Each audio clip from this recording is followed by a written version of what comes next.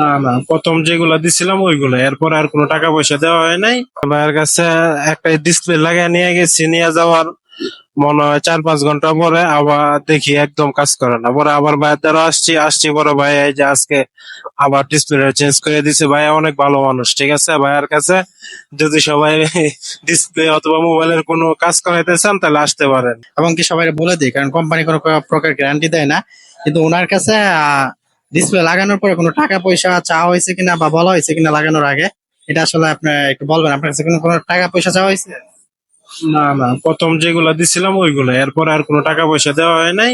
আমার নাম মোহাম্মদ রাকিব হাসান। আমি ভাই প্রবাসী ছিলাম, সৌদি ছিলাম, বাসা ওই আশপাড়া মোড়ে।